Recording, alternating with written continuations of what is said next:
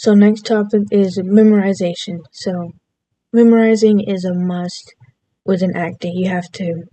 That's a skill that you have to learn and be good at. And I am not the greatest at memorizing lines, as I found. I thought I was good at memorizing things, but now that I'm having to memorize scripts, I know that I'm not the best at memorizing like I once thought I was. The most I've had to do for an audition was an 8-page audition. And as I said, I'm not the best at memorizing, so I had to take it 3 scenes at a time, so about 2 to 3 pages, and I did those for over the 2 to 3 days. 2 to 3 days is what I did it over, so luckily they gave us quite a bit of time for that audition. And 8 pages it's pretty intense, if you will. If you're not good at memorizing, it's pretty intense. I hope I can get better because I struggle with memorizing. I dread it the most every time I have to memorize a script. It's not the best for me personally. Some people might enjoy it. I don't know. There's some people who've been doing it for years. People my age and older than me who've done it for years, done acting for years, and so memorization comes second nature to them, and they're like that quickly. I remember when I was in my acting class, we did a short film. It was kind of like a Joker Batman whenever they had the interrogation scene in the Dark Knight movie, and it was kind of like that. And it was a student film, and I didn't get cast for it in my class, but I was working with the microphone behind the scenes.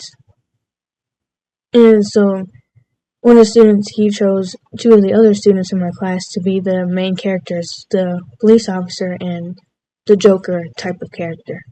I was just amazed at these 2 people. They did a really good job. We got the script pretty much, they got the script pretty much like 30 minutes before we were to film it. It was towards the last day of class, so that was make or break. That was the only time we had to do that. So we got the script 30 minutes. It was pretty heavy script too, maybe 8 to 10 pages, and they both had it memorized in 30 minutes, 8 to 10 pages. That just amazed me. I said, good thing I didn't get picked. I probably wouldn't have been able to do that. But that's what I mean by some people are better at memorizing than other people, and some people just develop that skill because they've done it for so long. So if you're like me and it takes you a bit longer to memorize stuff, just keep at it, and hopefully one day we can be better at it too. Because if they could do it, and if they can do it as fast as they can do, then we can do it as fast as possible. Because you're going to have to as well too. Sometimes you'll get auditions and they're like, alright, we need you to send this in by tomorrow. And I'm talking 8 pages. Now there is a new rule where it can't be more than 8 pages. Now they're talking about more than 2, but I've still seen people doing 8-pager, 15-pager auditions, and I've seen things of people saying they don't even bother if it's 15 pages. So you can decide what you want to do and what you don't want to do as well too. It's just about making those boundaries for yourself and your career. Because as actors, you're pretty much doing everything. It's basically you're your own business essentially. So just set those rules and boundaries for yourself. I still need to figure out my rules and boundaries, but I have a few I have set though. But memorizing is a must. There's different kinds of processes that people have when they memorize. Some people like to listen to it audibly. Some people like to write it down. Some people, they can just look at it and know that quickly whatever they need to do. No, I haven't experienced this yet, but I know there are times when you're on set and they'll give you a new script that you have to memorize for the day. So say you got your sides and you've already memorized those for the filming day, and then like an hour before you're supposed to film, they give you a new script they have to memorize within an hour, or even sometimes on the spot. That's why you have to get your memorizing skills up too. And just know things can change constantly because there's people writing up until the time you're going to film too. So keep that in mind. But I wanted to show you a little bit of my process. So I said earlier that I'm thinking about changing up, trying something new, which is the audible learning, because I think I'm a good audible learner. I don't know, I pick up music is different, but I can hear a song and I'll know the lyrics fairly quickly. So I'm thinking maybe listening to something can help me memorize things better. But I started with the writing it down, and I just want to show you really quickly. I'm just gonna start here. So this isn't a script, but it's the breakdowns of the characters. So a character breakdown is, I hope some people, if you don't know if you're new to acting and you don't know any of this, I'm hoping this will help you. But if you already know this, I'm sorry that you have to listen to it. Maybe it can help other people too. But let me see. So this is a breakdown, and it's basically telling you what kind of character you are. So I played Jackie. Now the character, this was for the Halloween TV show. The character's name was originally Jack, but they changed it to Jackie for me. And that also helped my confidence a little bit too. I was like, they changed the character for me? Oh, they must think I'm really good, so that helped with my confidence a bit. But that's a breakdown. So Jackie is trying to impress her older friends, and I was excited for trick or treating. So whenever I approached the script, I was looking at the breakdown, and approaching the script in that way, and that helped me to decide what choices I was going to make with the script and my acting. And so, as I said, going back to it, this is a different script, but this is what I usually do. I like to. So this is the different scenes. This was for the short film I did in April, and that already came out. So I can probably put my scenes down below. Or not down below. I can probably put my scenes, clip it somewhere. It's a type of projection that uses light to map out higher dimensions in lower field. 2D shapes have linear shadows, and 3D shapes have 2D shadows. So supposedly, 4D shapes have 3D shadows. Alright. But this is the script, and what I do is I use highlighter, and the green is the scene. The green, I also highlight green for action, and I highlight, that's my name, so I highlight my character, and then I highlight my actions, and I highlight the other character and what they're going to say before I go. So, yeah. When you're acting, it's not just memorizing what you're doing, it's also memorizing what other people are going to say too. Now, some people memorize the entire thing, and some people only memorize the sentence of someone else's thing before they have to go. So I like to just memorize what they're doing before I need to go, because that's my cue line before I go. And then I highlight in a different color in my line.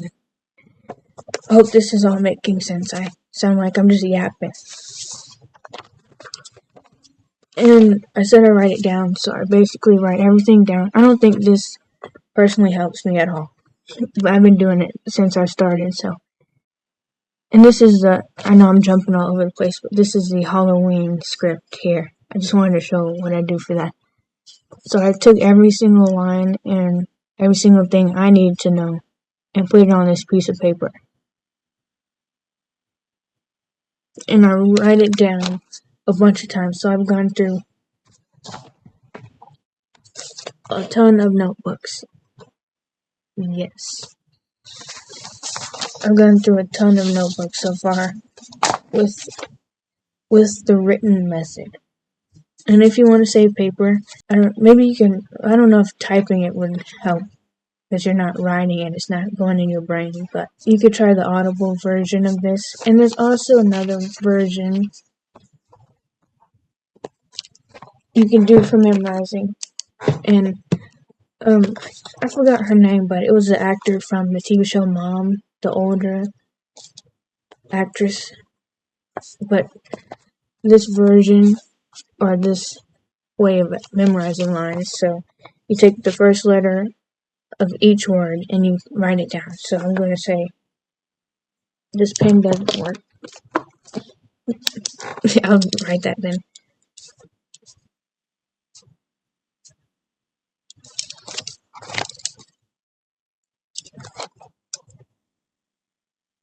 So if you can see that, I said this pen doesn't work. And so that's when I did this before this way. It does work, but it also doesn't work for me. So I can see this and I'm like, okay, this pen doesn't work. But yeah, that's how that works. And actors, they'll do this. I don't know if it's showing up, but they'll do this for their entire script. Alright. So here we are to talk about the hurtful part of acting. Rejection. I hear it all the time and I'm starting to feel it, but everyone says rejection is a part of the game. Everyone gets rejected. Even your favorite actor has been rejected before, many, many times. As you know, that's just kind of how it goes. You'll have more rejections than success. And you have to learn how to deal with that in a positive way. Although it's not something that you should hang your head about, because it's a part of the process. And most of the time, rejection isn't even on you. Rejection, sometimes, it's about fit.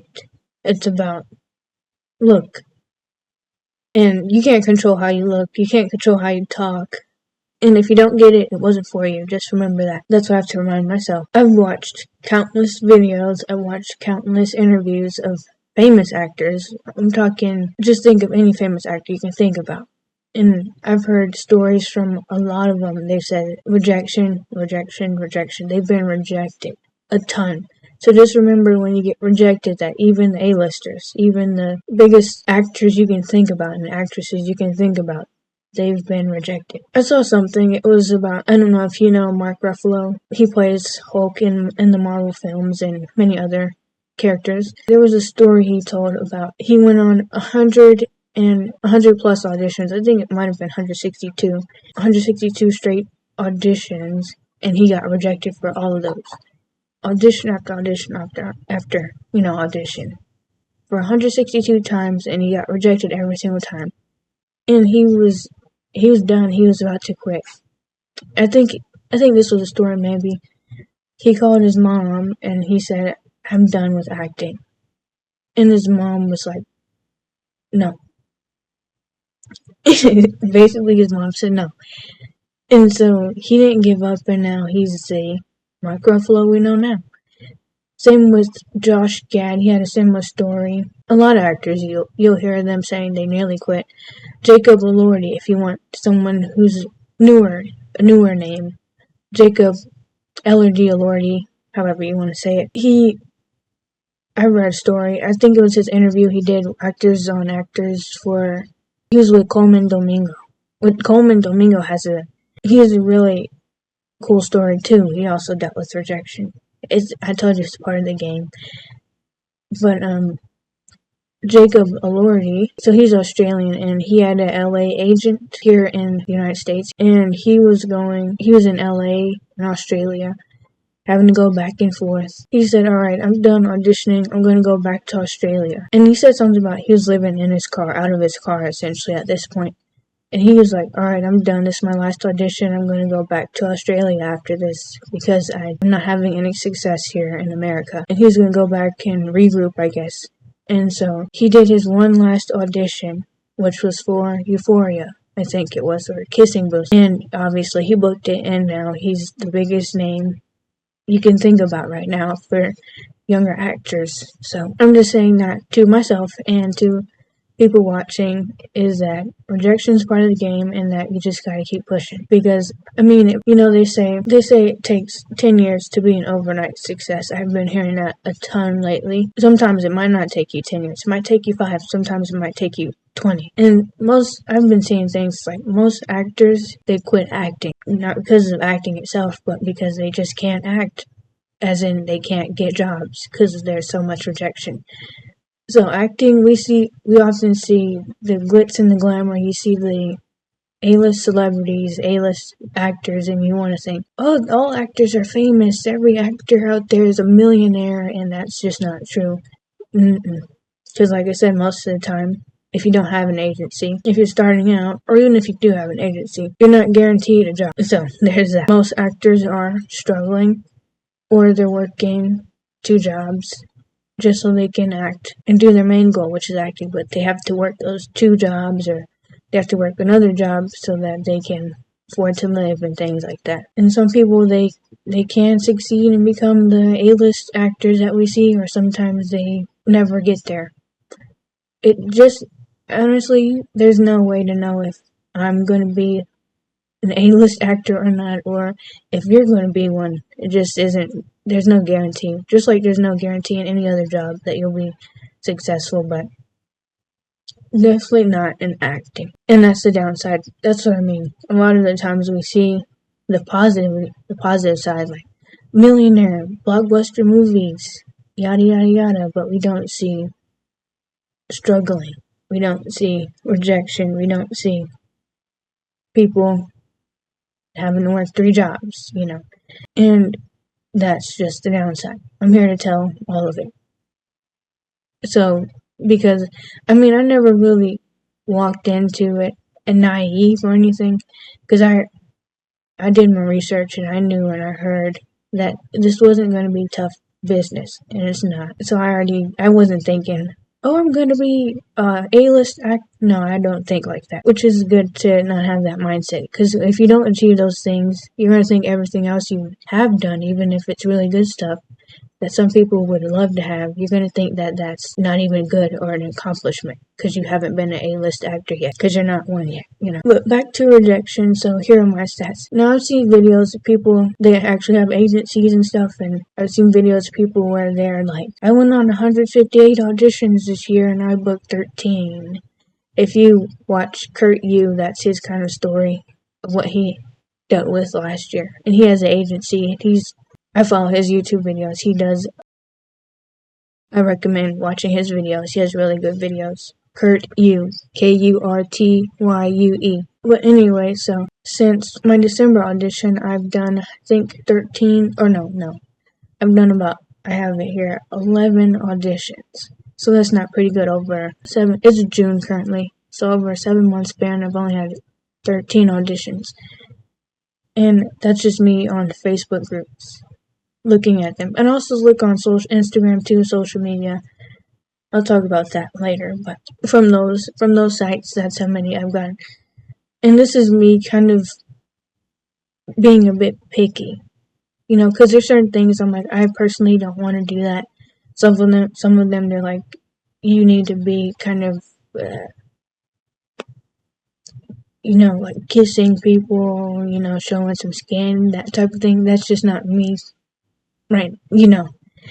So I'm just a bit more picky with those things. But if you don't want to be picky and you just want to put your hat in the ring and you're okay with that, then you can do those things. But that's what I mean by setting some boundaries, knowing what you want to do and what you don't want to do, and being firm in what you don't want to do. Because some people might make you do things you don't want to do, and that's when you have to say no. And at least have people around you that can help you say no too. And that's representation, like agencies, assistants, if you can get to the point where you can afford to get all those people and those people are there for you. Or just have your family too, help you with those things. Or friends, So my current record, or current stat is 3 out of 11. I booked 3 gigs out of the 11 I've auditioned for. And it might be 3 out of 12 or 4 out of 12. Depending on a few days if I get a call back. Because recently I did an audition. It's for an extra role, so we'll see if I get that one. And this one is paid, which I'm like, oh, I need that too. Because I would love to get paid for my work, Because we put a lot of effort into this stuff. And this is just, we're putting a lot of effort into things that we probably aren't even going to get, if we're speaking honestly. But this one, I'm like, this one's an extra role and they're paying. And every other role I did where it was leading or supporting, I didn't get paid. So I thought that was pretty cool. But hopefully I can get that one. It's August currently, but I just wanted to drop in and say that I did get offered 2 roles, and they were supposed to be filmed on, I think, July 24th, but there was conflicts between the 2 roles, number one. The first one, it was supposed to be filmed on the 24th, and then that was for the extra role that I told you about. And then there was another extra role for a big time movie, and so I got offered the role for that one, and they said that they wanted a fitting on the 24th. So I was like, okay, I'm gonna have to do this and do that, but I can't. So another thing as actors is that you're going to have to figure out which job you want to take over the other job, and because sometimes you can't do both, so you might have to be just running around and driving, trying to get to all these places, barely getting any sleep, things like that. But you have to decide which role you want to go for and which role you don't want to go for. So you have to weigh your options. Like, this one paying more? Is this one giving me more like benefits? Are they paying for travel? Am I gonna have a bigger scene? Am I gonna have more lines? You have to assess that and determine it and see where you want to go and what you want to do. The thing about this is, I got sick, so I couldn't do any of them. So that's another thing you have to worry about too, is sickness, your health. And mental health, sickness, well-being, you just have to determine, or that also plays a factor into working and not working. And all these were paid, so these would have been my first paid gigs I did, or would have been the first paid gig, because I would have chose the feature film, the bigger movie, if I did do that one. And that one was paying more as well, so. But yeah, I just wanted to drop in and say that for this. Yeah, I was sick for a good 2 weeks, and at that moment in time, there was so many casting calls that I could have done at that point, but I was just so sick. I sounded so different. I might still sound a little different now too, but I'm 100%, but not a lot better than I used to. I think I'm recovering, but still lingering a bit. Anyways, that's what I was saying. You have to weigh your two options, figure out which one you want to do, which one you don't want to do, which one's going to benefit you more. And if you are sick, I recommend not doing that either. But yeah, these are also things that can come up, just like any other job for the most part, minus the fact that sometimes you have to weigh the two jobs if you want to go get another job or stay at your current one. But anyways, back to the actual original video. Now, 3 out of 11, it's not the best, but it's not the worst either.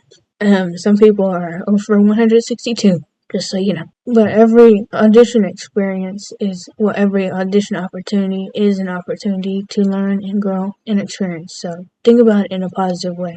Although it's a bit tough if you need the money to pay for stuff, like house bills, light, food, and that's why people leave. So, like I said, rejection isn't on you unless you had an absolutely horrendous audition, like you were really bad. Even then, as I said, I thought I had a bad audition, but I still got the role. So, just depends. Just don't be in there acting like you're going to get the part. Trying to be like, I deserve this. You guys ought to give me this. Like that. Don't be like that. Be humble. Sit down. Sorry, that was Kendrick Lamar. So there are a variety of reasons someone might not get a role, as I've found. It might be... in my acting class, we had to read this book, and the book was saying, this casting director, she was saying, looks do matter. Now, you can say they do matter, but we're going to think positively here. They don't matter, But they do matter sometimes, because if they want you to look a certain way, because say they have a certain vision of this character, and who this character is going to be, and I walk in and I'm completely different, or you walk in and you're completely different from what they envision the character to be, well, they're going to see you and they're going to be like, I don't think they're right for this part. I don't think she's right for this part, because you don't look like what they envision the character to be. Now, some people don't have that type of thinking where it's like, anybody, if you're the best, you get the part. But sometimes, like me, I can't go in there and be like a villain. Do I look like a villain? No. So I don't think they'll cast me as a villain role in the movie. Maybe I could be a superhero. Like I'm trying to do the Superman thing, but maybe they'll say I'm a superhero, or maybe they'll have me being someone behind a desk. You know, I don't know, because of glasses. But it's just so someone said this. Now you can do whatever you want to do, but I saw this online. It was like, master your typecast. So your typecast is essentially, a lot of people use typecasting negatively. This particular Instagram account, I don't really remember who it was, but they were like, master your typecast. Let's turn this around from a negative to a positive. So they said, master your typecast until you can expand and do different things. So say I look like a nerd, right? They're basically saying, you look like a nerd, master being a nerd, and book all the nerd roles until you can get away from being a nerd and you can play a supervillain. That's essentially what it is. You can do that if you want to.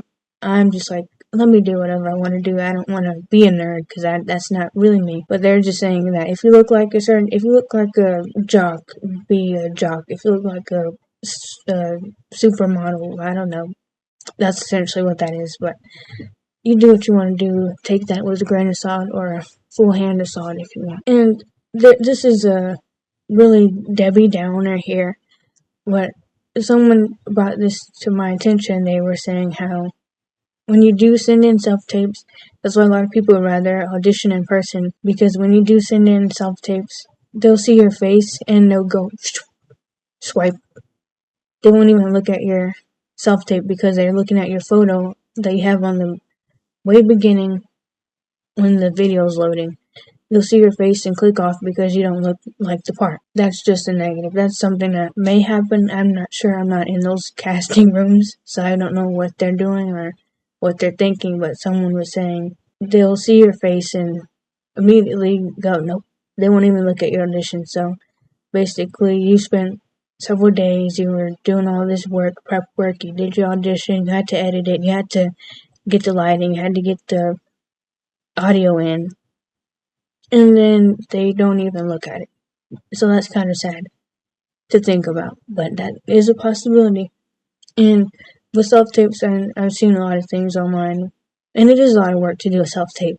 So, but someone's like, we're basically our own camera crew, we're our own grip, we're our own everything.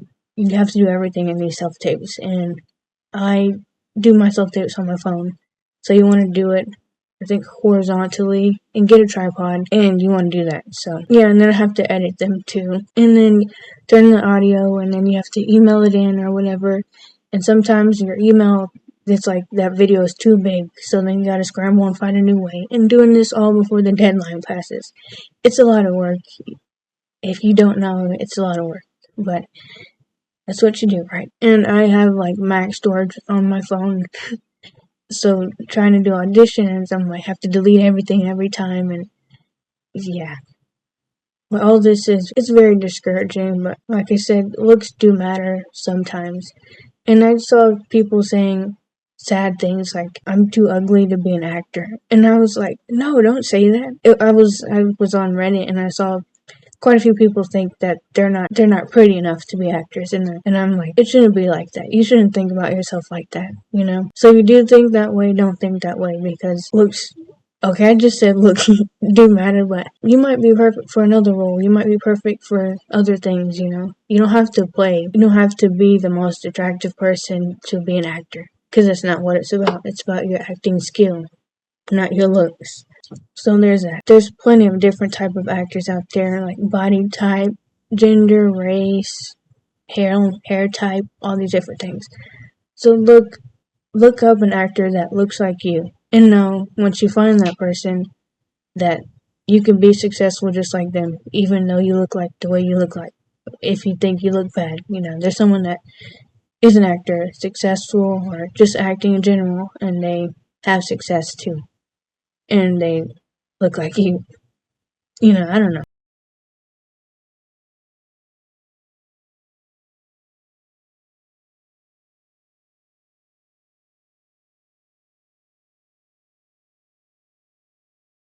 I personally look up to my favorite actors. I look up to Iowa Debris. I look up to Viola Davis, Keke Palmer, Zendaya, those people.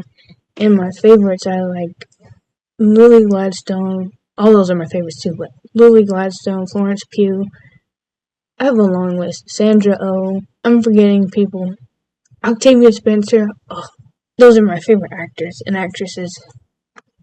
Coleman Domingo.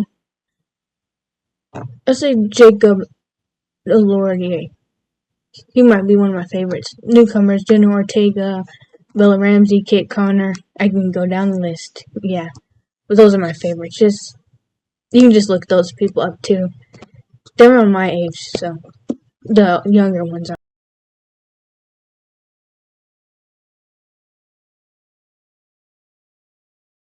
I'll talk about that a little bit later too.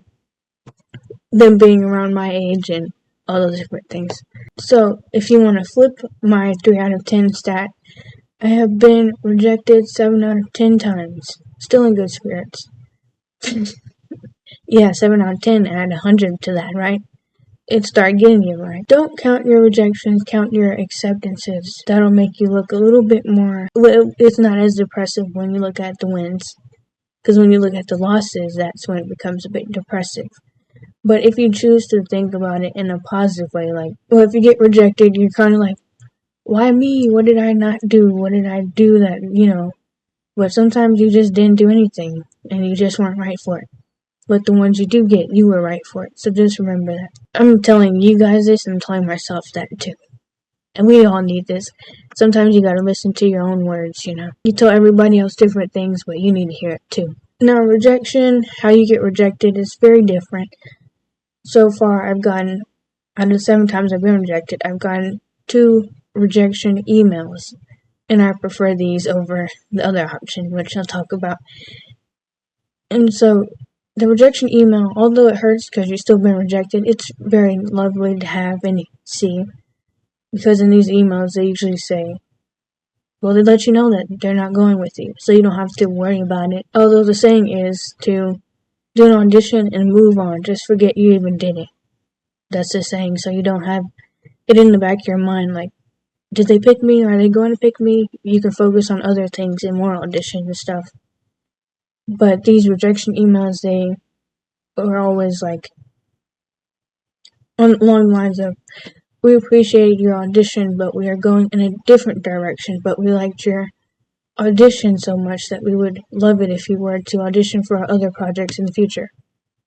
End quote. So that's usually how it goes. And those are nice too, because it's like, okay, well, they rejected me, but they still said I was decent enough and that they wouldn't mind me auditioning for another project of theirs again.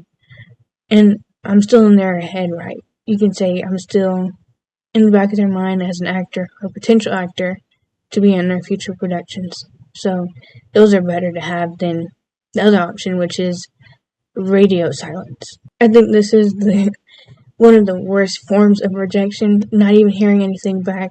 And some people, the only way you know that you didn't get the part is when you see what you auditioned for in theaters, on play, on Broadway, wherever you are. And you're like, oh, I didn't get that. That's playing right now, and I had no part in that. So, with the radio silence, that one's probably the worst one. Sometimes I didn't even get the opportunity to audition, which can be a possibility for everyone too. So, you'll send a message or email that you're interested in the project, and then you won't get any response back, or you will get a response, but they don't send you the audition sides. That's another form of rejection as well. Or they just forgot. But then again, still a form of rejection. Should I do these in different parts? Because this video is quite long. I don't know if anyone wants to hear me talk for several hours. And I have plenty more to talk about here. So I guess I'll just end this video here and we'll look at part 3. I'll make part 3 and go watch that one. I hope all of this was pretty helpful. See ya.